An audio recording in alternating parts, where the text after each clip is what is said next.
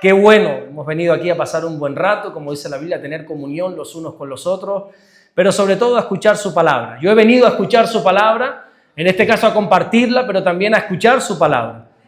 Aquel que comparte, yo creo que es al primero que el Señor le habla, lógicamente. A veces uno cuando está aquí al frente piensa que está dirigiéndose a los demás. No, el Señor también nos habla a todos. Aquellos que tenemos el corazón preparado, Dios nos habla. Hay una parábola en la Biblia, que es la parábola del sembrador. Me gusta mucho, la he estudiado y me gusta mucho hablar de ella. Pero el comienzo es apasionante. Dice, y el sembrador salió a sembrar. ¿Y qué va a hacer el sembrador? Pero es así, el sembrador salió a sembrar. Y nos muestra a un sembrador que tiene la mano suelta. ¿Sabes? Esas personas que tienen siempre la mano suelta y que dan. Así era este sembrador. Dice que tiraba semillas. Y algunas caían junto al camino, otras entre pedregales, otras caían en una tierra que era mala, pero alguna caía en buena tierra. El tema no era el sembrador, el tema era la tierra donde caía la semilla. Hoy yo voy a ser ese sembrador de la semilla, que es la palabra de Dios, la semilla, y me gustaría que, si tú pones de tu parte, que caiga en buena tierra y que dé fruto, dice la Biblia. Porque también recordábamos esta mañana que la parte fácil, la buena parte, la parte más cómoda, es la que estamos haciendo aquí, que es escuchar su palabra. A veces nos gusta, a veces no nos gusta. A veces la palabra es como miel a nuestro paladar, a veces como un martillo que rompe la piedra, dice la Biblia. A veces es como una espada que penetra lo más profundo de nuestro ser y nos duele. Pero lo cierto es que es la parte cómoda. Ahora después viene lo difícil, que es poner en práctica lo que aquí hemos aprendido, ¿verdad? ¿Recuerdan de qué estuvimos hablando esta mañana? ¿De qué personaje? Hablamos de muchos temas, pero ¿cuál fue el personaje central? Noé, exactamente. El otro día le decía a un amigo, mira, ¿y cuántos días estuvo Moisés en el arca? Y dice, creo que fueron 40. Digo, ya. Moisés no estaba en el arca, ¿verdad que no? Era Noé. Uno tiene que aprender a ubicar a cada personaje en la Biblia. Vamos a leer en Génesis capítulo 7. Esta mañana leíamos Génesis capítulo 6. Pero ahora vamos a avanzar un poquito más hasta Génesis capítulo 7. Veíamos esta mañana cómo a medida que la humanidad crecía también algo. ¿Qué era? La maldad, ¿verdad? Crecían las personas, crecía también la maldad. Había tanta maldad que al final solo había un remedio. Dios solo tenía una solución. ¿Cuál fue la solución? ¿Cuál fue? ¿Ustedes estuvieron aquí esta mañana? ¿Sí? ¿Cuál fue la solución? Raer de la faz de la tierra a todo ser humano. Ya Dios dice, mira, esto es imposible. Ni quieren, es que no quieren, así que tengo que eliminar a todos de aquí. Pero de repente, antes de tomar esta decisión, dice la Biblia que alguien halló gracia ante sus ojos. ¿Quién fue? Noé. ¿Y Noé qué hizo? Respondió al llamado, ¿verdad? Veíamos también, algunas cuantas cositas muy interesantes sobre quiénes eran los hijos de Dios, los hijos de los hombres. Veíamos que la Biblia no contiene ninguna sola contradicción cuando dice que el Señor se arrepintió de haber creado al hombre, pero después en el libro de Números vemos que el Señor no es hombre para que se arrepienta. Oye, ¿qué pasa ahí? ¿Por qué está esa contradicción? La explicábamos, la desglosábamos y vimos, unas cuantas cosas más, que era el tema de destruir. Y vamos a leer ahora en Génesis capítulo 7, te invito a que te pongas de pie, y lo leemos en el versículo 1 en adelante, Génesis capítulo 7, versículo 1 dice, dijo luego el Señor a Noé, entra tú y toda tu casa en el arca, porque a ti he visto justo delante de mí en esta generación. Versículo 2, de todo animal limpio tomarás 7 parejas, macho y hembra. No metas 2 machos porque si no se acaba la especie. No, pero es que tienen libertad de escoger. Claro, por supuesto, pero no metas 2 hembras porque se acaba la especie. Mete macho y hembra, le dijo Dios. Más de los animales que no son limpios, una sola pareja. Y aclara, no vaya a ser que con la mentalidad de algunos, pareja puede ser. No, pareja es hombre y mujer, macho y hembra. Le tiene que aclarar Dios a Noé. También de las aves de los cielos, 7 parejas, macho y hembra, para conservar viva la especie sobre la faz de la tierra. Porque pasados aún 7 días, yo haré llover sobre la tierra 40 días y 40 noches. Y raeré de sobre la faz de la tierra a todo ser viviente que hice. Versículo 5, y aquí vamos a dejar la lectura. E hizo Noé conforme a todo lo que le mandó el Señor. Amén. Hasta ahí vamos a leer en esta tarde, vamos a orar. Señor, gracias por tu palabra. Gracias, mi Dios, porque la podemos leer libremente, sin miedo a persecución, sin miedo a represalias. Oramos en el nombre de Jesucristo que mientras tu palabra es lanzada, predicada, enseñada, Señor, que ocurran los prodigios, las señales, las maravillas, las sanidades, las liberaciones, todo lo que tu palabra dice que puede ocurrir en nuestras vidas. Señor, oramos para que ocurran, Señor. Te damos libertad a ti para que tú hagas y deshagas según tu voluntad.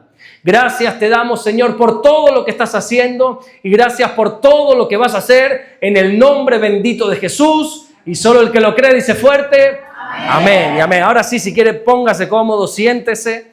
No muy cómodo, no se me duerma, que estamos después de la comida y es la hora.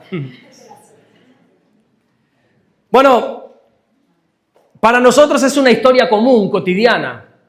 De hecho, se la enseñamos a los niños, el tema de que Noé construyera un arca. Algo totalmente normal, ya de hecho asociamos el nombre de Noé con arca rápidamente. Pero era algo inusual totalmente. Era, lo voy a decir ya en términos claros, coloquiales, era una locura, una bendita locura que Dios le pide a un hombre, que era construir un arca al medio del desierto. Esto es una locura. Vuelvo y repito, para ti, para mí es algo normal porque conocemos la historia, lo que sucede después y conocemos absolutamente todo, pero Noé estaba en medio de un desierto y Dios le dice, construye un arca. Ahí levanta la mano como mío no es. Y le dice, constrúyeme un arca. Y bueno, ¿y por qué voy a construir un arca? Porque voy a mandar un diluvio 40 días y 40 noches. Pero escúchame una cosa, es que para aquel entonces nunca había llovido. O sea, más locura todavía. Porque a día de hoy Dios nos dice, bueno, haz un arca. Bueno, conocemos la historia de Noé, conocemos un poquito cómo son las cosas y sabemos que, oye, que puede pasar que venga un diluvio fuerte y llueva, pero es que en aquel entonces nunca había llovido. Y tú dirás, ¿y cómo? Y vamos a guardar silencio, por favor. Yo se los he dicho por activa y por pasiva. Yo soy un predicador novato. Yo me distraigo con una mosca que pasa. Si yo veo movimientos, yo veo que hablan, yo me distraigo, tengo que volver a empezar. Y yo soy de los que tardo 40 minutos. O sea, si me pillan en el minuto 35, yo voy a volver a empezar. Entonces, y ves, ya me perdí. Génesis capítulo 7, no. Y tú dirás, ¿y cómo se regaba las plantas? Y la flora, ¿cómo vivía la flora si no llovía? Bueno, la Biblia nos dice que de la tierra subía como un vapor. Subía como ese vapor, ese sereno, podríamos decir nosotros. Y así se regaba la tierra. Esa era la manera que Dios estableció para que la flora se hidratase, se regasen las plantas. Pero de repente Dios le dice a un hombre, constrúyeme un arca. Hasta entonces la flora se cuidaba con ese vapor, dice Génesis capítulo 2, versículo 5, y toda planta del campo antes que fuese en la tierra, y toda hierba del campo antes que naciese, porque el Señor Dios aún no había hecho llover sobre la tierra, ni había hombre para que labrase la tierra, sino que subía de la tierra un vapor, el cual regaba toda la faz de la tierra. Lo que te quiero decir con todo esto es que lo que hizo Noé solamente tiene un nombre: fe. Por eso está catalogado como un héroe de la fe. Cuando tú te vas al Museo de la Fe, que hay un museo, yo ayer visitaba, los hermanos me llevan al Museo de los Dinosaurios aquí en Bruselas y disfrutaba como un niño chico viendo todos esos esqueletos y animales disecados y un montón de cosas. Pero hay un museo que no es de dinosaurios. Hay un museo que es el Museo de los Héroes de la Fe. ¿Y dónde está? Hebreos capítulo 11. No hay que pagar entrada. Ayer nos cobraron la entrada en ese museo. Aquí no hay que pagar entrada. Te invito a que puedas ir a Hebreos capítulo 11 y ahí te vas a encontrar todo ese museo donde todos los héroes de la fe está puesta su historia. Y ahí aparece Noé. Imagínate a Noé día tras día, semana tras semana construyendo un arca, mes tras mes, porque así estuvo más o menos alrededor de 120 años, más o menos. Noé no construyó el arca en una semana, ni en un mes, ni un año. 120 años construyendo el arca. Imagínatelo por un momento, día tras día. Las burlas de sus amigos, de sus compañeros, aún de su propia familia, diría yo, riéndose de él. Hebreos lo cataloga a Noé como un pregonero de justicia. Es decir, que no solamente Noé construyó el arca, sino que predicaba la palabra. Y les decía, sí, tú ríete, pero este arca tú tienes que subirte. Tú búrlate de mí, todo lo que tú quieras por lo que estoy haciendo, pero tú debes subirte también a este arca. Mírame con desprecio, mírame como quieras, diría Noé, pero también tienes que subirte. Por eso se le cataloga como un pregonero de justicia. Imagínate a Noé trabajando todo ese tiempo, construyendo algo para una lluvia que nunca había visto. Bueno, así pasa con nosotros, ¿verdad? Día tras día, semana tras semana, en este caso aquí en Bruselas, mes tras mes, congregándonos. Para que un día veamos una eternidad que nunca hemos visto. Porque alguien nos ha dicho, que es el Señor Jesucristo, que un día volverá.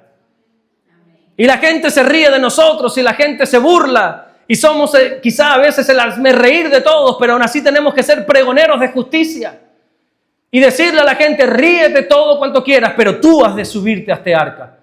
Pero ¿y qué me dices? ¿Qué fantasía es esa de que el Señor va a venir y de una eternidad? Porque aquí cuando uno muere, ahí se acaba todo. No, mi hermano, ahí empieza todo. Dice la Biblia que la vida es como un soplo. Y cuando menos te des cuenta, ya pasó la vida por delante de tus ojos.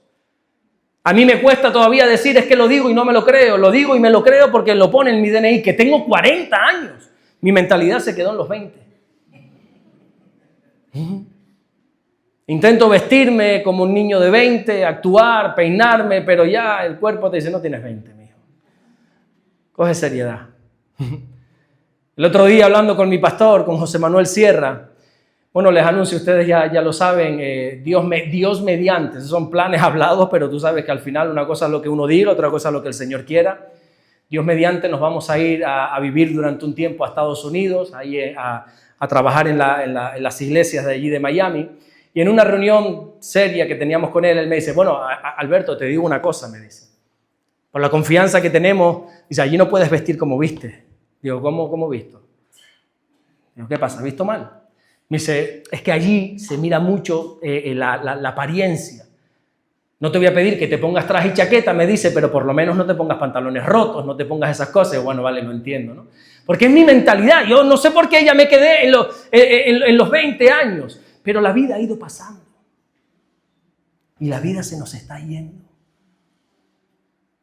Y no nos damos cuenta, ya tenemos 30, 40, 50, algunos ya tienen 60 aquí. No sé si algunos tienen 70, ninguno aparenta 70. ¿Usted tiene 70? No creo yo. ¿En serio? También la hermana colombiana tiene 70. Oye, pero esos latinos, ¿cómo se cuidan, eh? ¿Y usted también tiene 70? No creo yo. ¿Sí? Madre mía. Y la vida se le ha ido rápido, ¿verdad que sí? Y uno, claro, el niño podría decir, ¿cómo se va a ir rápido? 70 años. La vida se pasa volando. Se nos está pasando delante de nuestros ojos la vida. ¿Y qué vamos a hacer? ¿Qué vamos a hacer? ¿La vamos a desperdiciar? ¿Vamos a hacer lo que nos han enseñado nuestros padres? Nacer, crecer, reproducirnos y morir. ¿Vamos a seguir con el mismo patrón que se nos ha enseñado? Mi hijo estudia para que seas un hombre de bien. Un hombre de bien estudiar. Yo no niego que hay que estudiar y hay que prepararse y todos los títulos académicos que tengas, mejor. Pero como no tengas temor de Dios, no sirves para nada. Y la vida no se basa simplemente en levantarte temprano, trabajar y ganar un sueldo y parece que cuanto más ganas, mejor te va a ir en la vida. Hermano mío, mejor es un pan con mantequilla, dice la Biblia, con temor de Dios, que un filete de buey engordado en casa donde hay rencilla. Así dice la Biblia. Es mejor que tengamos temor de Dios y entregarnos al Señor y vivir conforme al propósito de Dios antes que ir detrás de esas ganancias deshonestas que al final... Todos los que tienen dinero, claro, eso solo lo pueden decir los que tienen dinero, pero todos los que tienen dinero, grandes riquezas, al final dicen, el dinero no da la felicidad. Pero claro, ahí estamos los que no tenemos un solo euro, que como borregos queremos, bueno, lo quiero comprobar por mí mismo. Bueno, pues sigue el camino si quieres, para que cuando llegues ahí, acuérdate de mí, y te vas a dar cuenta que solo Cristo hace al hombre feliz. Solo Dios hace al hombre feliz. Y tenemos que entregarnos al Señor. Y no hemos visto esa eternidad, yo no la he visto. Pero lo creo, porque al igual que Dios le dio una palabra a Noé, prepara un arca porque viene un diluvio y era una total locura en aquel entonces, a nosotros, a su iglesia nos ha dicho prepárense, Porque quiero una iglesia perfecta, sin mancha, sin arruga, porque un día vendré a por la iglesia, por mi novia, y nos uniremos en matrimonio y seremos una sola carne ahí arriba, bendita y preciosa eternidad. Y uno dice, pero esto que es un cuento de hadas, no, eso es la realidad. Y nos llaman locos. Y bendita locura. Pablo dice que el mensaje de la cruz es locura para el mundo. Oye, y esto es un poco locura, Pero es la realidad. Yo no lo he visto, pero cada día, cada semana, cada mes, al igual que Noé trabajó en el arca, nosotros tenemos que trabajar en nuestra salvación. Amén. Dios a veces nos pide cosas inusuales. Cosas que para nosotros carecen de lógica, carecen de entendimiento. Pero aún así estamos llamados a obedecer. Porque recordemos una cosa, una frase que se usa mucho cuando se habla de Noé. Dios no necesitaba un arca.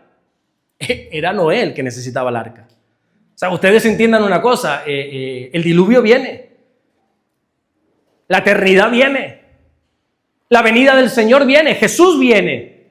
Pues si tú no te preparas, o sea, la preparación es por tu bien, no para su bien. Hombre, claro que el deseo de Dios es que todos procedan al arrepentimiento, claro que sí, pero el arca la necesitamos tú y yo, la iglesia la necesitamos tú y yo, la salvación la necesitamos tú y yo.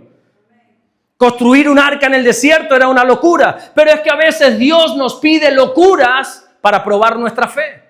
¿A cuántos Dios le ha pedido locuras? Oye, que Dios nos pida, por ejemplo, perdonar a quien nos ha hecho daño, eso es una locura. Uno porque ya lo tiene normalizado, porque está familiarizado con la Biblia, con el mensaje y entiende los beneficios del perdón, pero honestamente esto es un disparate. Que yo tenga que perdonar a quien me ha dañado, ¿por qué? ¿A santo de qué? ¿Por qué yo tengo que perdonar a este sinvergüenza o a esta sinvergüenza que ha hecho daño a mi vida o a los míos? O me ha robado, me ha golpeado, me ha traicionado, me ha sido infiel, y qué sé yo cuántas cosas. ¿Por qué? Que no tiene ni pies ni cabeza. Lo lógico aquí es ojo por ojo, diente por diente y así mejor. Y así, es más, me voy a sentir mejor. Pero es que a veces Dios nos pide locuras. Y esas locuras, como Noé, están en ti. Tú puedes obedecer o no. ¿A cuántos Dios le ha pedido la locura de perdonar alguna vez? ¿Has construido ese arca o todavía va media? Va entrando agua todavía en ese arca, yo creo. ¿Cómo va ese arca del perdón? A veces Dios nos pide locuras, como por ejemplo la de amar a nuestros enemigos, porque dice, bueno, yo te perdono, pero tú allí, yo aquí. Ah, bueno, pero es que a veces nos pide amar a nuestros enemigos. Orar por ellos, bendecirlos, amarlos. No, Señor, hasta ahí podríamos llegar. Esto ya lo siento, pero es una verdadera locura. Bueno, pero es que así es el Evangelio, es una locura. Y a veces Dios nos pide esa locura. ¿Cuántos aman a sus enemigos? ¿Has visto? Yo no levanto la mano todavía. Yo no. Qué bueno que tú sí. Yo todavía estoy en ese proceso. El arca va a medias. Todavía falta mucho barniz a ese arca. Todavía no le he puesto techo y entra agua cada 2x3. Esos recuerdos que entran y te sale el viejo hombre que quiere salir Pero Dios nos pide locuras a veces, como la de amar a los enemigos. Y la fe comienza muchas veces donde termina la lógica. No, pero es que no quiero, y mi razón y mi argumento dice que no. Ya, pero es que ahí empieza la fe. Sería bueno que revises de vez en cuando qué locura Dios está demandando de ti. ¿Qué arca Dios te está pidiendo que construyas? A lo mejor es el perdón hacia alguien. Y Dios te lo lleva diciendo tiempo. Oye, ¿qué pasa con ese arca? ¿Qué pasa con ese arca? Que el diluvio viene. Que Jesús viene. A lo mejor la locura que Dios te está pidiendo es que le sirvas. Oye, ¿qué pasa ya contigo, hombre? Debiendo ser ya maestro, todavía tienes necesidad de que se te dé leche espiritual. ¿Cómo es eso? Muchos de ustedes, dice la Biblia en Hebreos, debiendo ser ya maestro, todavía tienen necesidad de que se les enseñe los primeros rudimentos. A lo mejor Dios te está pidiendo la locura de que le sirves, de que te entregues por completo a Él, de que de una vez por todas dejes. ¿Puedo hablar sin tapujos? No, porque los niños están abajo. Yo creo que ya les dije esta mañana que uno de mis propósitos de este 2025 con la iglesia de Fuerteventura es que ellos entiendan que tienen un pastor imperfecto, lleno de defectos, que a veces dice cosas imprudentes. No te voy a decir herejías, ni mucho menos, pero imprudentes todas las que quieras. Yo creo que basta ya de ser unos niños espirituales. Algún día serviré. Bueno, algún día servirás. Tranquilo, que puede ser que llegue el diluvio y no te haya dado tiempo ni a poner un clavo en este arca. ¿A qué más estás esperando? ¿A qué más? Para servir a Dios. ¿Qué más tienen que ver tus ojos para entregar por completo tu vida a Dios? ¿Qué tiene que suceder en tu vida para que de una vez por todas digas, ¿sabes qué? Me rindo por completo a ti. Y dejemos de una vez, con perdón de la palabra, las dichosas excusas a un lado. Porque me puedes contar todo lo que tú quieras y es aceptable. Ojo, no estoy ni haciendo menos tus historias o tus argumentos, pero al final son excusas. Y ante mí sirven las excusas, ante los hermanos. ¿Pero crees que ante Dios van a servir las excusas? Quizá la locura que Dios te está pidiendo es que comiences una vida nueva a su lado, que empieces a consagrarte por completo, que revises tus prioridades, que ores, que leas su palabra, que te conviertas en un siervo de Dios, en una sierva de Dios, que se te deje de conocer con el apodo que quiera que sea y ahora digan, oye, ese tipo ha cambiado, esa mujer ha cambiado. Quizá eso es lo que Dios está demandando de ti y es la locura que te está pidiendo que cambies de una vez por todas. Algo muy curioso sucede con este asunto de Noé y es que Jesús mismo dijo que cuando Él regrese, saben que el Señor va a regresar, ¿verdad? ¿Saben que el Señor va a regresar? ¿Cuántos están esperando al Señor? Dice la Biblia, el Espíritu y la iglesia dicen, no, dicen, ven. Amén también. El Espíritu y la iglesia dicen, ven, ven Señor Jesús. ¿Anhelas la llegada del Señor? Yo anhelo quedarme y ver a mi hija crecer, pero si me das a escoger, como sé que mi hija ahora mismo se va para arriba también, ven Señor, ven, ven, ven, ven. Eso es lo que el Espíritu Santo anhela y lo que la iglesia debe anhelar. Si tú no estás esperando y anhelando la venida del Señor, puede ser que todavía no estés integrado en la iglesia del Señor. El Espíritu y la iglesia dicen, ven, ven Señor Jesús. Sabes que el Señor viene, ¿no? Bueno, ¿y cuándo va a venir? Porque si somos honestos, ya el Señor lleva 2 milenios de espera, ¿verdad? Me parece a algunas mujeres que dicen, ya voy. Y tarda, y tarda, y tarda. La iglesia primitiva, los primeros creyentes pensaban que el regreso, que el retorno del Señor iba a ser inminente, iba a suceder ya. De hecho, cometieron un error visto desde mi punto de vista, como te decía esta mañana. Esto es un pensamiento mío que creo que no ando muy desencaminado, muy equivocado. Creo que la iglesia cometió un error cuando dice la Biblia que todos los creyentes vendían sus posesiones y traían lo vendido a los pies de los apóstoles. Y no había necesidad entre ellos. Han leído esa historia, ¿verdad? Cuando el Señor asciende, ya la iglesia arranca los motores de la iglesia, empiezan a caminar. Todos, estamos hablando de miles y miles de personas. Date cuenta que en el primer mensaje se convierten nada más y nada menos que 3,000 hombres, sin contar mujeres y niños. Porque en el judaísmo esa era la manera de contar, solo hombres. Era un mundo un tanto machista, podríamos decir. Estamos hablando que ese día de Pentecostés se pudieron convertir al Señor 8,000, 10,000, 12,000 personas. Solo se contaban los hombres. En el segundo discurso de Pedro se convierten 4,000 personas. Y entre discurso y discurso, tantas otras. Estamos hablando de miles de personas. Y vendían todo y con el dinero se lo daban a los apóstoles. Qué bueno que no eran los apóstoles de hoy, que se lo quedaban para ellos, sino que dice que lo repartían entre todos de tal manera que no había necesidad entre ellos. No había ni un solo necesitado entre ellos. ¿Por qué hicieron esto? Porque ellos entendieron que el Señor venía ya, era ya. Cuando el Señor dijo, bueno, yo me voy a regresar, ellos entendían, bueno, pues será este fin de semana. Sí, esa era la mentalidad de ellos. El Señor viene, el Señor ha dicho que viene, ellos lo creían. ¿Para qué necesitamos esto? Yo prefiero no tener casa, pero que mi hermano sea salvo y que no pase necesidad. Pues vendo la casa, total, si la próxima semana me voy a ir con el Señor. Y la próxima semana, y pasó el tiempo. Y creo que ese error, ¿no? De venderlo todo, quizás no es un error porque lo hicieron con fe, con amor, con pasión, pero es que ellos entendían que el Señor viene ya. Pero es que el Señor viene ya. Y hay unas señales que Él dio. Léete Mateo 24, léete Mateo 25, y ahí te vas a encontrar cantidad de señales que el Señor dijo. Dime alguna señal. Y se levantará nación contra nación, por ejemplo. ¿Crees que se están levantando nación contra nación? Esta mañana leíamos, por ejemplo, que dice que en los últimos tiempos, antes de que venga el Señor, el amor de muchos se enfriará. ¿Crees que hoy en día el amor de muchos se ha enfriado? Hoy en día ya no hay amor en la calle, ¿verdad? Todas las desgracias que estamos viendo. Vemos muchas señales de antes de que venga el Señor. Padres se levantarán contra hijos, hijos se levantarán contra padres. Pero hay una señal que el propio Señor Jesucristo dijo. En los días de mi venida, los días serán como la generación de Noé. Así dijo. Analicen cómo es la vida o la generación, la historia, la vida de Noé, porque cuando se vuelva a repetir el mismo ciclo, ahí voy a llegar yo. Dijo el Señor, Mateo 24:38 dice, porque como en los días antes del diluvio estaban comiendo, bebiendo, casándose y dándose en casamiento, hasta el día en que Noé entró en el arca y no entendieron hasta que vino el diluvio y se los llevó a todos, así será también la venida del Hijo del Hombre. Mateo capítulo 24, versículos 38 y 39. Los días de la venida del Hijo del Hombre serán días similares a los de Noé.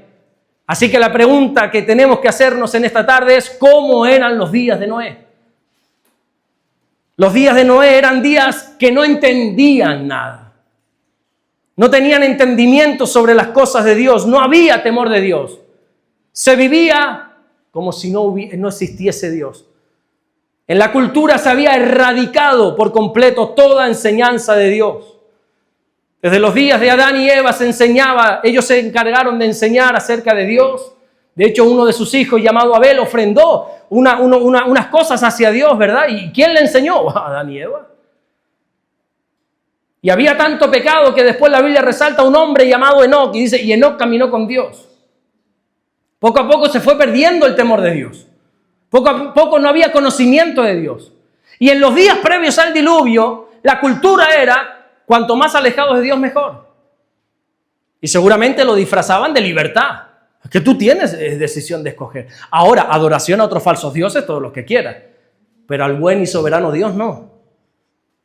No puedo cometer el error de decir que quitaron las Biblias, pero si hubiese Biblias en ese tiempo, las hubiesen quitado de los colegios. Se hubiera quitado la enseñanza cristiana de los colegios.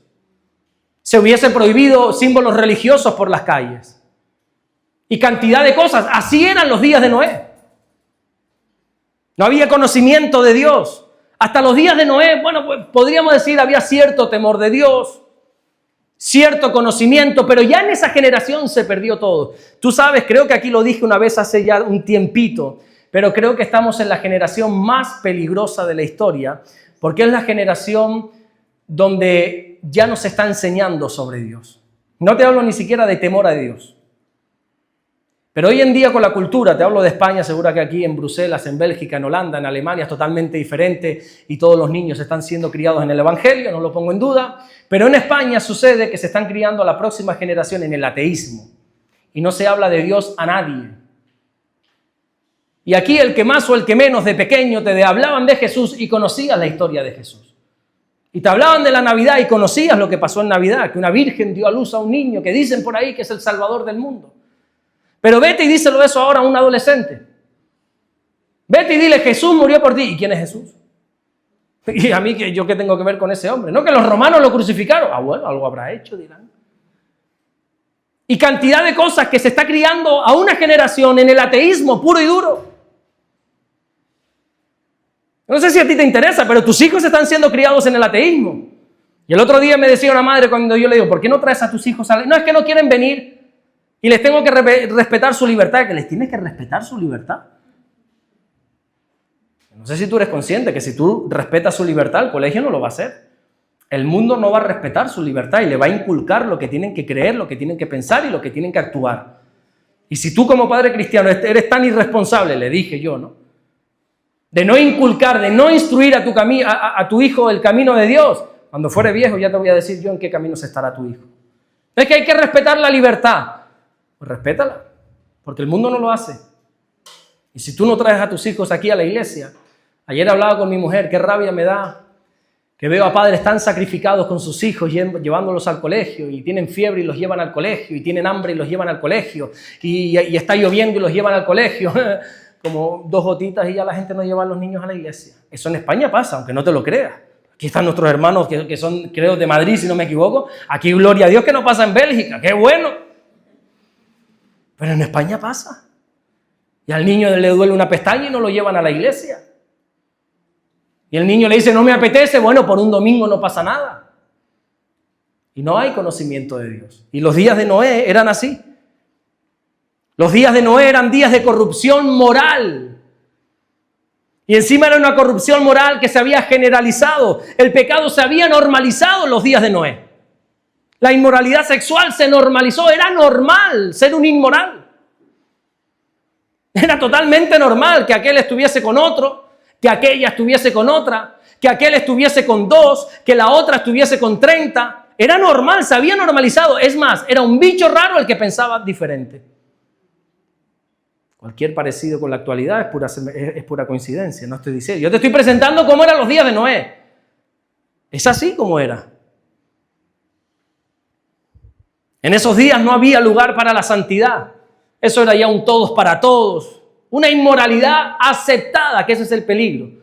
Porque pecado es pecado, la inmoralidad es pecado, pero mayor pecado es todavía que se acepte y se vea como normal.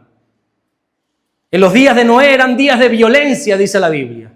Génesis capítulo 6, versículo 11, y se corrompió la tierra delante de Dios y estaba la tierra llena de violencia. Era un tiempo de injusticias, de abusos, de asesinatos, de maltratos. Y no sé yo si estamos describiendo el 2025, ¿verdad? Una tierra llena de violencia. Ahora mataron a un hermano nuestro ahí en Estados Unidos y había gente que se alegraba. Oye, yo no te pido que llores por la muerte de nadie, pero chico, que lo festejes. Y mataron también a una chica en una guagua, no sé cómo se llamaba, una chica, era una refugiada y la mataron. Y aquí nadie, eso ya se ve normal. Sí, nos impactamos la primera vez que vemos un vídeo y ya es normal. Ahora mi hermano Mikey me estaba enseñando un vídeo, ya no te estoy hablando de Estados Unidos, de gente desconocida, de una hermana nuestra aquí en Holanda, a pocos metros de aquí, que fue una valiente y nos da ejemplo a todos nosotros, sale a la calle a predicar el evangelio y un sinvergüenza, una persona le coge por los pelos y la arrastra por predicar el evangelio. Oye, dime tú si eso no es violencia, si eso no es maldad. Ahora, si te pones a hablar de Alá, seguro que nadie te arrastra. El otro día le contaba yo, no sé a quién se lo estaba contando, estaba la semana pasada que fuimos a visitar a los hermanos de Madrid. Y de regreso, pues tenía en el aeropuerto, tenía una hora de espera. Digo, bueno, pues ya que estoy aquí, para no perder el tiempo, voy a grabar el devocional de mañana. Y lo grabo. ¿Y dónde lo grabo? Pues lo grabo aquí en el aeropuerto. Yo saqué mi trípode, mi móvil, mi micrófono, y pues yo lo grabo aquí. Ahora, no me puse donde estaba todo el mundo, pero me puse medio refugiado, pero me puse a grabar. Tú tenías que ver las caras de la gente. Yo me hubiera acercado también. Yo veo a alguien que está solo, con un móvil y hablando solo a una cámara. Yo me hubiera acercado. La gente se acercaba, pero cuando me escuchaba que estaba hablando de Dios, algunos se reían, otros seguían, otros... Este hombre está loco. Pero puedes hablar de cualquier otro tema, pero de Jesús no lo toques. Y aquí podemos hablar de lo que sea. En los colegios, ¿verdad? En tu trabajo, se puede hablar de lo que sea. Conversaciones obscenas, groseras, sexuales, violentas. Habla de Jesús para que tú veas lo que pasa. Ahí enseguida te sacan las uñas o te tachan por loco y ya vas a ser el bicho raro. En los días de Noé eran días de violencia, dice la Biblia. Y de repente, cuando menos la gente lo esperó, dice la Biblia, llegó el diluvio. Génesis 7:10, y sucedió que al séptimo día las aguas del diluvio vinieron sobre la tierra. Quiero que tengamos algo muy claro con esto del diluvio, porque a lo mejor podríamos pensar que un día Dios se levantó de mal humor y dijo, hasta aquí llegué, y mandó el diluvio. No. Escucha una cosa, no. Desde que Dios le dijo a Noé que empezara a construir el arca, hasta que el arca se terminó y comenzó el diluvio, alrededor de 120 años pasaron. La Biblia dice en Génesis capítulo 6, versículo 3, no contenderá mi espíritu con el hombre para siempre. 120 años le dio Dios a esta generación para cambiar la conducta. Porque recordemos que Dios es lento, gracias a Dios, para la ira. Es grande en misericordia. Pero llega un momento que la ira llega. La tortuga, aunque camine lento, llega. Y la ira de Dios, aunque vaya lenta, llega. Y Dios siempre nos da un periodo de gracia, como veíamos esta mañana. En cuanto a la desobediencia, Dios no va a venir enseguida y te va a castigar. Y el diablo se aprovecha de eso. Porque muchas veces hemos pecado y ¿sabes qué? No ha pasado nada. O aquí alguien ha pecado y enseguida le ha venido la consecuencia, le ha venido un palo. ¡Uy! No. Y hemos pecado y no ha pasado nada. Bueno, porque estás en un periodo de gracia. Una vez hablaba con un pescador, creo que era pescador de truchas, no sé, si no recuerdo mal, domingo, corrígeme si me estoy equivocando. Tampoco me hagas quedar mal, pero corrígeme si me estoy equivocando. Creo que casi todos los peces, pues, tú tiras el anzuelo, la caña, y cuando pica tiras. Pero con las truchas no debes hacer eso. Las truchas tienen cierta fuerza que si tú tiras, ellos pueden pelear y incluso si se prefieren romperse la boca antes de, lógicamente, de que los tires. Entonces, ¿qué hace el buen pescador? Que no recuerdo yo si era, vamos a poner que eran truchas, si no, después perdóname con el ejemplo. Decía, el pescador de trucha sabe que cuando una trucha pica no tiene que tirar, sino todo lo contrario, tiene que soltar carrete y que la trucha se vaya. Y se vaya y piense que ha ganado, para que se vaya con el anzuelo mordido. Y se vaya diciendo, he ganado. Y cuando se vaya y empieza a cansarse y ya no tenga fuerza, ahí cuando esté más débil hace el pescado, ¡plá! Y lo tira. Y dice, ahora mira qué sencillo es recoger una trucha. Porque ya está cansado. Y muchas veces, el enemigo hace eso con nosotros. Mordemos el anzuelo y seguimos caminando y pensamos que no ha pasado nada. Sigue avanzando, que en el momento más débil es cuando te va a tirar y ahí van a venir las consecuencias. Y muchas veces puede suceder eso, ¿verdad? Que pecamos y no pasa nada. ¿Por qué? Porque hay un periodo de gracia que todos sabemos que existe. Pero el periodo de gracia termina. Dios no solamente nos manda apartarnos del pecado, sino que también nos da la herramienta para poder apartarnos de él. En este caso era el arca. ¿Qué representa el arca? ¿Les gusta la historia de Noé o les estoy aburriendo? ¿Sí? ¿Les gusta? Ah, bien. Es que la hora después de la comida es pésima, es terrorífica. ¿Qué representa el arca? Miren, Hebreos 11:7 dice, por la fe Noé, cuando fue advertido por Dios acerca de cosas que aún no se veían, con temor preparó el arca en que su casa se salvase. Y por la fe condenó al mundo y fue hecho heredero de la justicia que viene por la fe. Dice que fue por el arca que su familia se salvó. Y Hechos capítulo 4, versículo 12 dice, y en ningún otro hay salvación porque no hay otro nombre bajo el cielo dado a los hombres en que podamos ser salvos. El arca representa el medio de salvación que es el Señor Jesús. También representa la iglesia, que es donde la gente viene, los creyentes venimos a refugiarnos para que Jesús pueda salvarnos. La iglesia nos salva, pero dudo mucho que el que no esté en la iglesia pueda ser salvado. Podríamos decir que los cristianos somos como esos Noés, que hemos hallado gracia delante de Dios y que tenemos que preparar un arca de salvación para los nuestros. Por eso yo no concibo que un hijo de Dios no esté activo en el servicio a Dios. Yo no concibo, será por mi crianza, será porque a mí me enseñaron. Una vez yo conocí al Señor, a los 2 minutos me pusieron a servir. Yo no concibo mi relación con Dios sin servirle. Yo creo que desde el segundo 1 tengo 1001 defectos, se lo garantizo y no es humildad falsa. Tengo muchísimos defectos, si no háblate con mi mujer que ella te puede decir unos cuantos. Pero si algo tengo bueno, creo, es que yo sirvo al Señor y he entendido que para relacionarme con Él, una de las herramientas es el servicio. Yo no entiendo mi relación con Dios sin servirle. Yo he entendido que mi propósito es preparar un arca de salvación para muchos. Traerlos para que sea Jesús quien los salve. Que como dice una parábola, tengo que forzar a la gente a entrar para que conozcan de Jesús. ¿Qué sucedió justo antes del diluvio? Bueno, Dios ordena a Noé que entre con toda su familia en el arca, pero también hace entrar a unos animalitos, o a todos los animalitos. Dice Génesis capítulo 7, versículo 1, dijo luego el Señor a Noé, entra tú y tu casa, toda tu casa en el arca, porque a ti te he visto justo delante de mí en esta generación. De todo animal limpio tomarás 7 parejas, macho y su hembra, más de los animales que no son limpios, una pareja, el macho y su hembra. También de las aves de los cielos, 7 parejas, macho y hembra, para conservar viva la especie sobre la faz de la tierra. De los animales limpios, 7 parejas. Y recalca, macho y hembra. ¿Cómo es la pareja? Repítalo otra vez, por favor. Yo sé por qué digo que lo repita, porque algunos todavía me están mirando como diciendo, ¿y usted qué se quedó en los años 60? Puede ser. Pero la pareja es macho y hembra. Bien. De los animales limpios, podríamos hablar en otra ocasión de qué son animales limpios o impuros, eso ya lo dejamos para más adelante porque si no, no termino y quiero dar un dato sí o sí.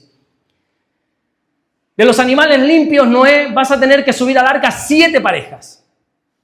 De los impuros, 1 nada más. De los que no son limpios, 1. Dice Génesis 8:20, y edificó Noé un altar al Señor y tomó de todo animal limpio y de toda ave limpia y ofreció holocausto en el altar. ¿Por qué Dios le hizo subir a Noé 7 parejas de animales limpios y solo 1 de los impuros?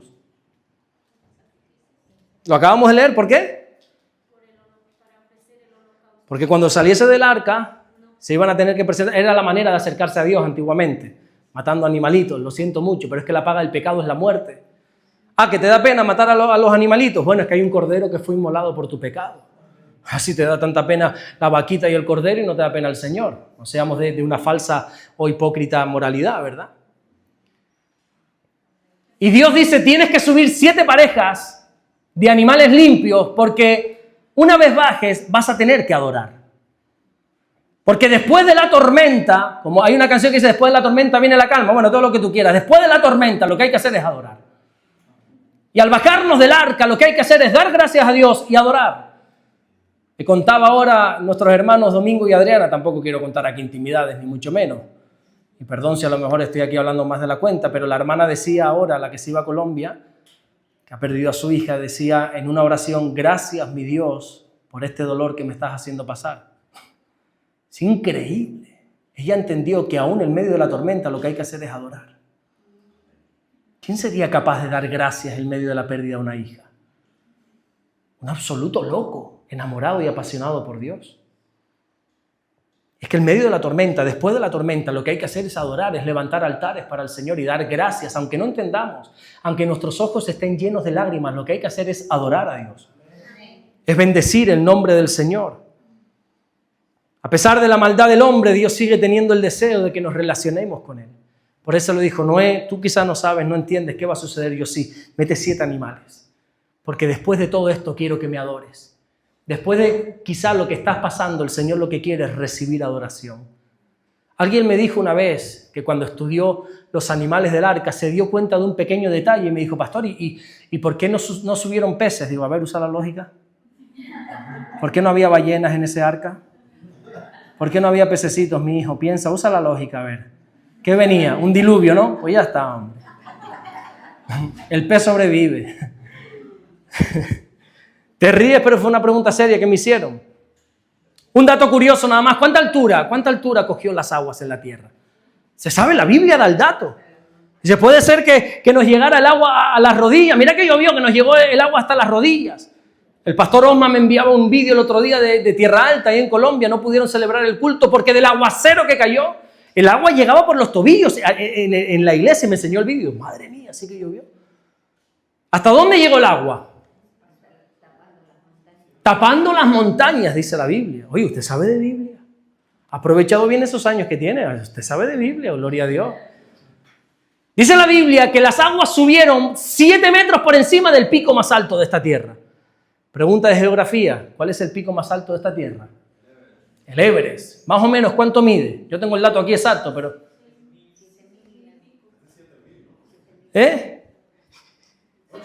8.848 metros mide el Everest. Súmale 7 metros, 8.855 metros. Llegó el agua. No se vio absolutamente nada de tierra. Así dice la Biblia. Vamos a leerlo si quieres. Génesis 7:17. Y fue el diluvio 40 días sobre la tierra y las aguas crecieron y alzaron el arca y se elevó sobre la tierra y subieron las aguas y crecieron en gran manera sobre la tierra. Y flotaba el arca sobre la superficie de las aguas, y las aguas subieron mucho sobre la tierra, y todos los montes que había debajo de todos los cielos fueron cubiertos.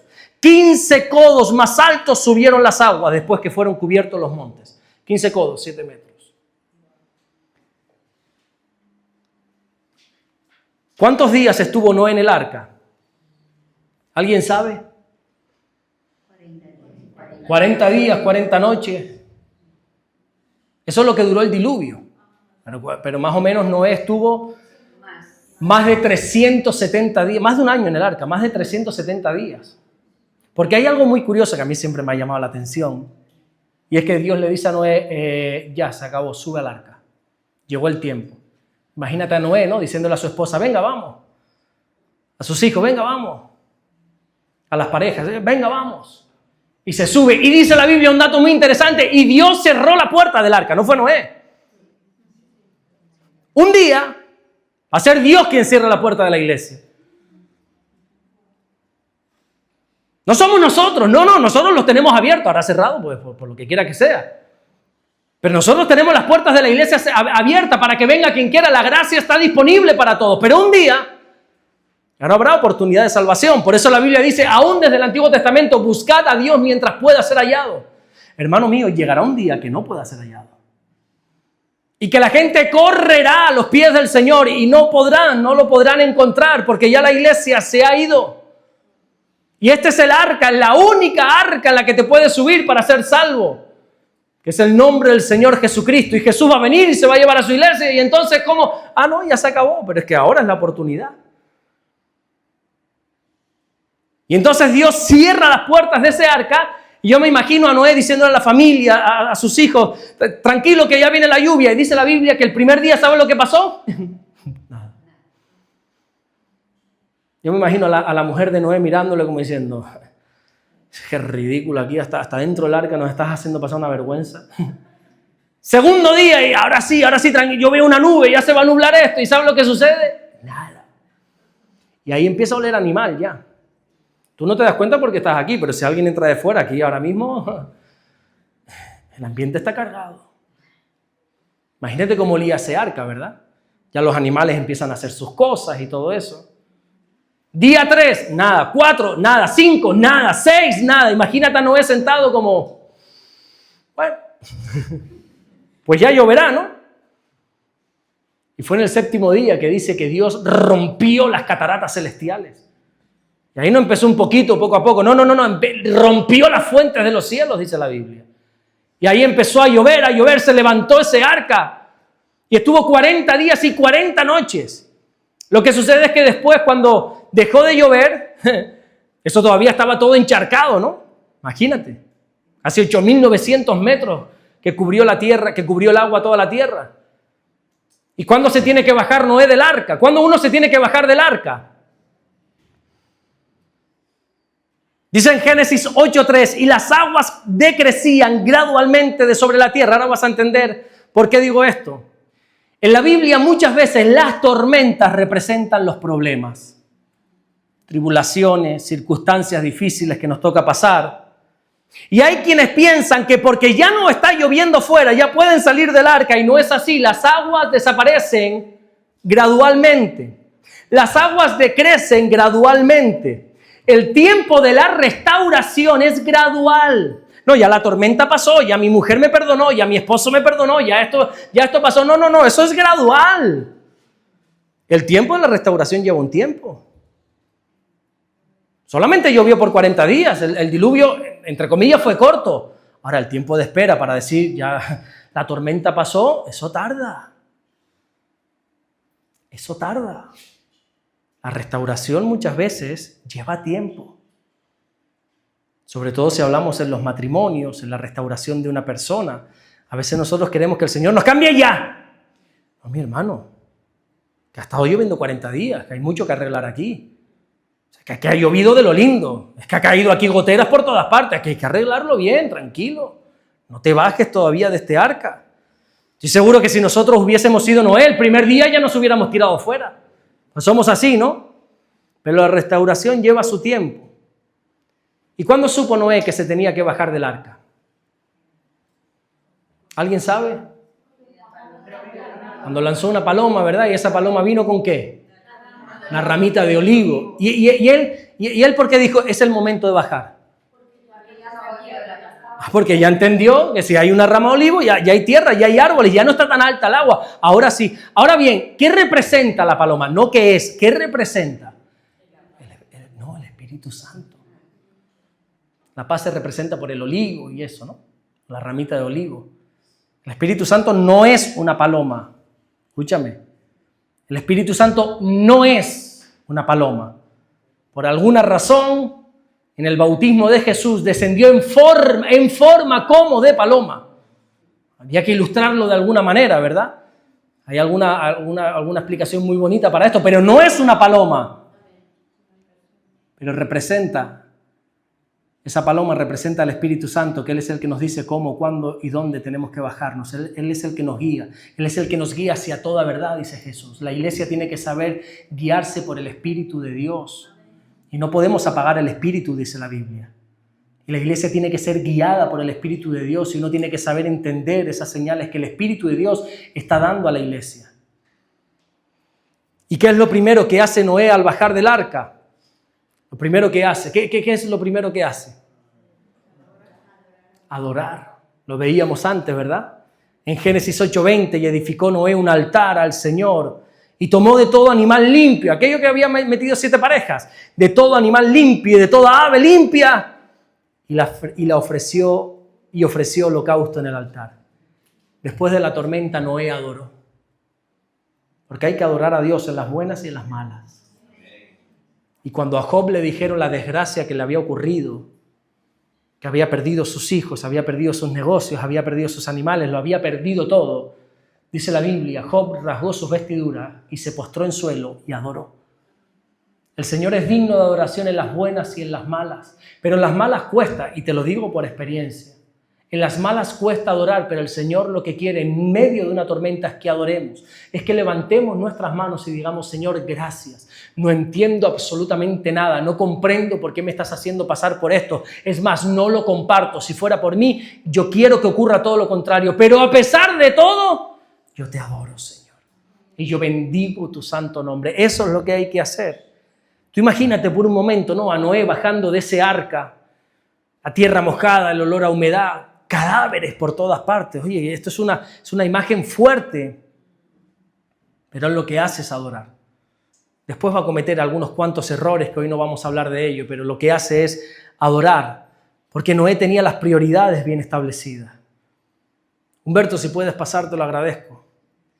Jesús dijo en Mateo 6:33, mas buscad primeramente el reino de Dios y su justicia y todo lo demás vendrá por añadidura.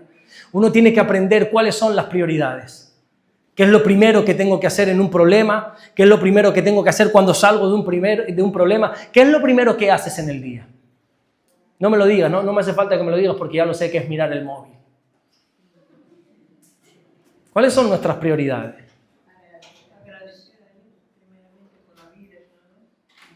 Gloria a Dios que a usted no le pidió la generación esta que nos ha tocado a nosotros de los móviles. Qué bueno, gloria a Dios. ¿Cuánto tenemos que aprender de usted? De Yanira, qué nombre más bonito. ¿Qué es lo primero que haces en tu día? Cuando te enfadas, ¿cuál es tu primera reacción? ¿Cuáles son tus prioridades? ¿Y sabes lo que hizo Dios con esa adoración? La recibió. Y trató con Noé. Le dice, Noé, a partir de ahora, no solamente te he visto justo, te he visto fiel. Hagamos un pacto, Noé. Y hace un pacto. Algunos ya saben de lo que está haciendo, ¿verdad? De lo que estoy hablando. Noé, te prometo, le dice Dios. En otras palabras, parafraseando, ahora leemos los versículos si quieres. Te prometo que nunca más volverás a pasar por esta situación. Nunca más mandaré semejante diluvio a la tierra. Por eso yo no me asusto cuando llueve. Aunque llueva mucho, yo digo, tarde o temprano esto va a pasar. Ahogado no me voy a morir. Quemado puede ser, pero ahogado no me voy a morir. Entonces Dios le dice a Noé, tranquilo Noé, que la tierra nunca más será pasada por agua. Va a ser destruida, tampoco te quiero dar unas esperanzas que no son. Va a ser destruida, pero por agua no. Por fuego, dice la Biblia, así será destruida esta tierra. Y Noé, porque sabe algo, él conoce a Dios, él ha tenido tiempo de tener intimidad con Dios, sabe que todo pacto tiene una señal. ¿Sabes que todo pacto tiene una señal, verdad? ¿Cuál fue la señal del pacto con Noé? El arco iris. Ese arco iris después de la lluvia, después de la tormenta, nos recuerda, ya pasó la tormenta. Dios nunca más volverá a mandar semejante diluvio. Es un pacto visible. Algo tan extraño y a la vez tan hermoso, un arco iris, ¿verdad? Cuando se ve bonito, oye, es algo espectacular. Bueno, es un pacto de Dios. Ahora han querido coger esos colorines y hacer otras cosas cómo es el enemigo, ¿no? Cómo es Satanás que quiere corromper todo lo hermoso y precioso de Dios. Todo pacto tiene una señal visible. ¿Cuál fue la señal visible del pacto que Dios hizo con Abraham? La circuncisión. Algo tiene que haber visible. Aunque sea íntimo, pero algo tiene que haber. ¿Cuál es la señal del pacto visible con Moisés? Con ese pacto que hizo con Moisés, con la palabra de Dios. El día de reposo. Dice que el día de reposo sirve como señal. Hermano mío, que la iglesia se reúna una vez en semana es una señal en este mundo de que hay un Dios que ha hecho un pacto con nosotros. ¿Cuál es la señal del nuevo pacto? Porque hay un nuevo pacto, gloria a Dios. ¿Cuál es? ¿Cuál es esa señal? ¿Recuerdas cuando éramos católicos y aquel cura levantaba la copa y decía, este cáliz? ¿Te acuerdas de eso? Representa la sangre. Es la señal del nuevo pacto. La señal visible del nuevo pacto es la sangre derramada de Jesús. Se puede ver el nuevo pacto. ¿Cuál es la señal visible del pacto matrimonial?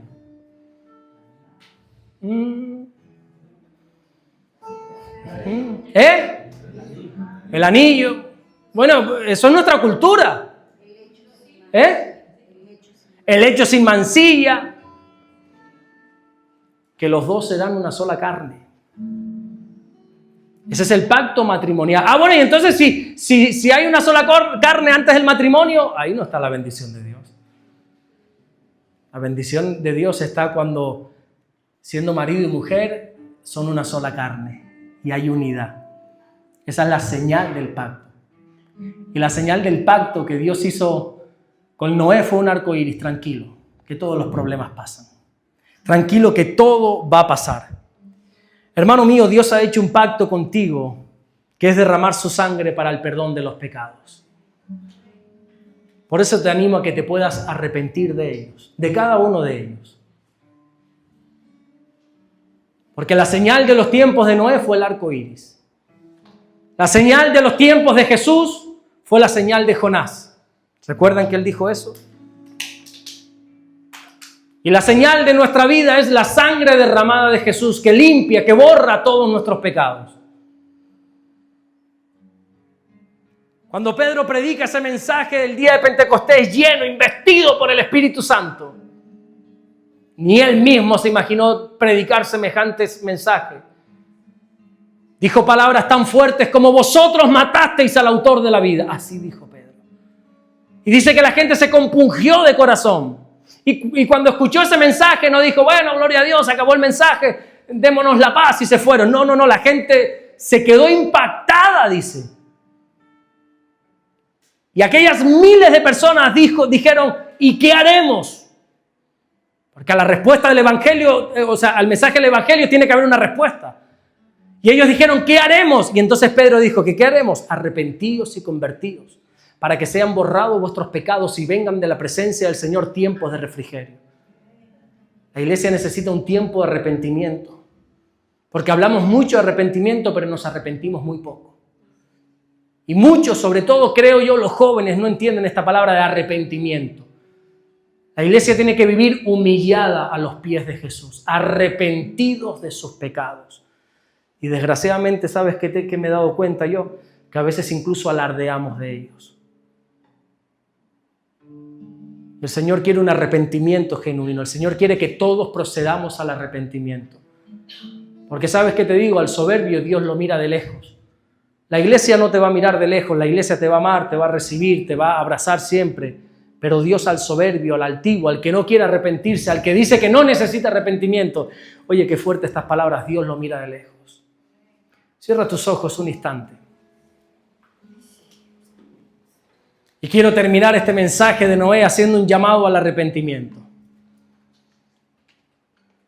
Y no es un llamado a las personas nuevas a que se arrepientan por primera vez de sus pecados. No, también, pero es un llamado a todos aquellos que llevamos una semana en el Evangelio, un mes, un año, 10 años, 20 años, a que te arrepientas de tus pecados. A que puedas pedirle perdón al Señor de todo tu corazón, que te compunjas de corazón. Que puedas entender que la sangre de Jesús ha sido derramada para el perdón de tus pecados. Que el Hijo de Dios murió en esa cruz y entregó hasta lo último de su vida para que tú tengas perdón de pecados. Y tú puedes beneficiarte de este perdón a través del arrepentimiento. Esta mañana te decía que el arrepentimiento no es solo pedir perdón. El arrepentimiento no es solo sentir pesar. El arrepentimiento es cambiar. Y tienes que cambiar. Y escucha esto que dice el Señor. Tienes que cambiar. Y tú perfectamente sabes qué áreas de tu vida hay que cambiar. ¿Qué áreas de tu vida necesitas hoy, aquí y ahora arrepentirte? Que humilles tu corazón delante del Señor. Que seas como Ana orando por su hijo y que derrames tu alma delante del Señor en esta tarde. Y que la iglesia pueda vivir arrepentida.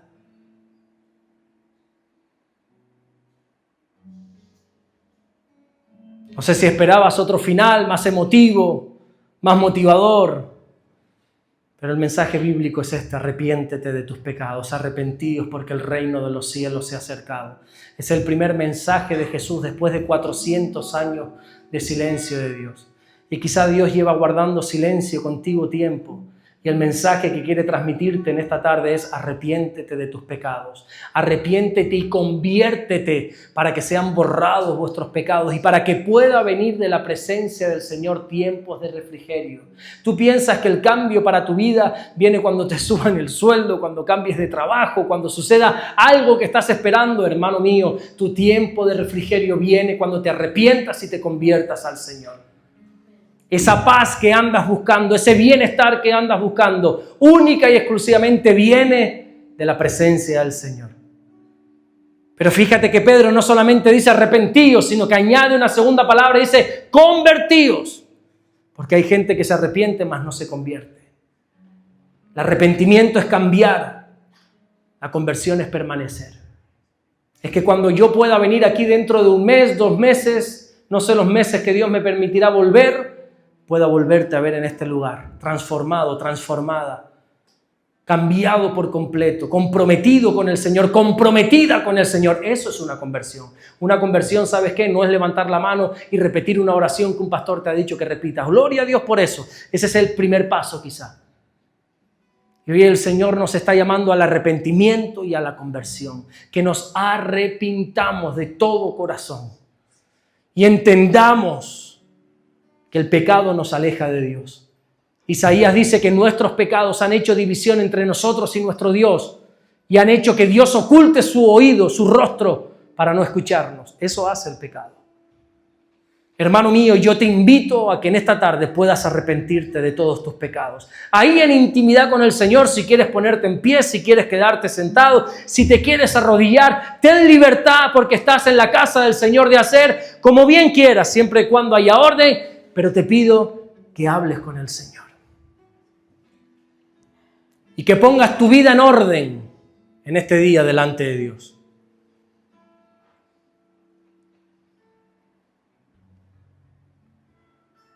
Estoy convencido que mientras el Espíritu de Dios ha ido hablando en esta tarde, te ha ido recordando cosas. Cosas que has de cambiar, que has de comenzar a hacer.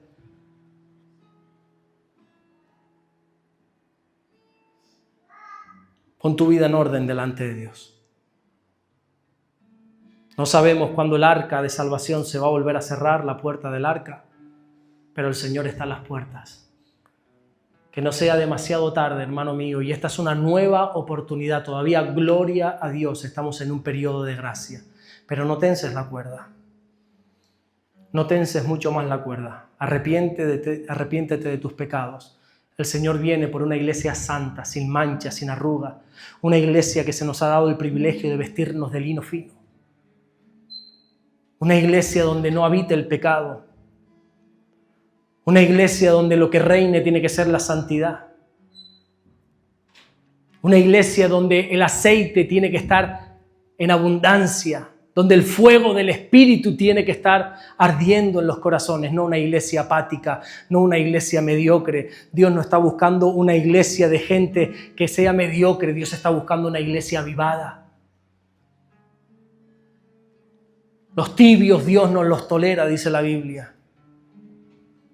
Es más, dice la Biblia, ojalá fuera frío. Hermano mío, arrepiéntete de tus pecados. Ahí donde estás, aunque sea en voz baja, para que sea en intimidad con el Señor, comienza a pedirle perdón a Dios.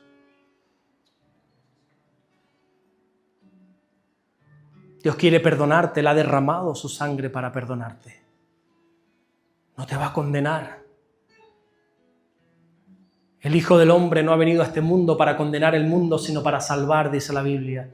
Y Dios, que te ama tanto, envió a su Hijo para que todo aquel que en Él cree no se pierda, mas tenga vida eterna.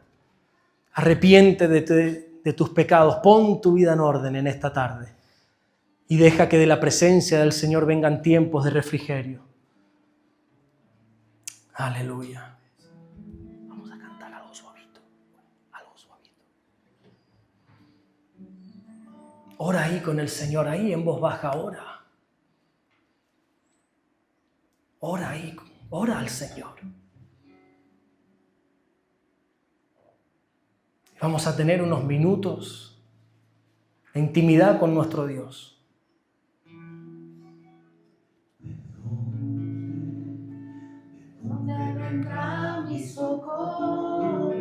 Aleluya.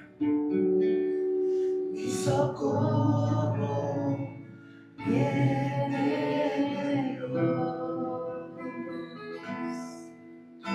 el que hizo los cielos y la tierra. Él te guardará de todo mal, de donde vendrá mi socorro. Viene de ti, Señor, solamente de ti. Mi socorro viene de Dios. Aleluya. El que hizo los cielos y la tierra. Él te guardará de todo mal. Canta la iglesia a tu Dios, cántale. Dormirá, Él te guardará a Israel. En somos de familia. Y la luna de noche, díselo.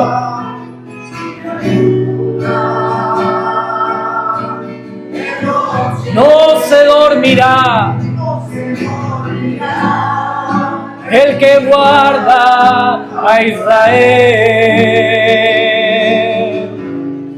El sol no te fatigará de día.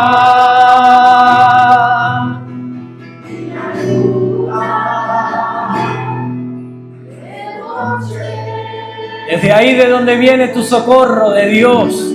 Acude a Él en esta tarde. Es de Dios de donde viene tu socorro. Aleluya, bendito Dios. Él es tu guardador. Aleluya. Él es sombra tu mano derecha. Te guardará y tu entrada. Desde ahora Y para siempre. y para siempre. Vamos a cantarle todos juntos. El que guarda a Israel.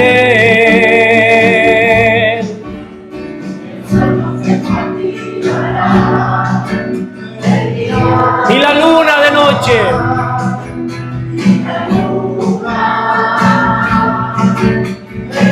Fuerte iglesia, no se dormirá.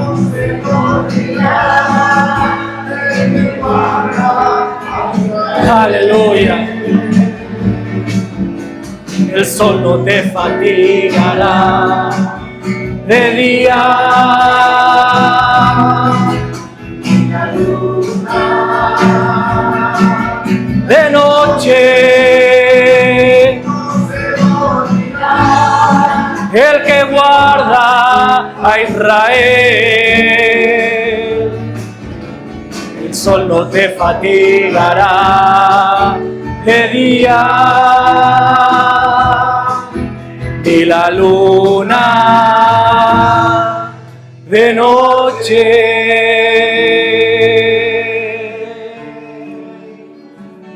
Aleluya, bendito eres tú, mi Dios.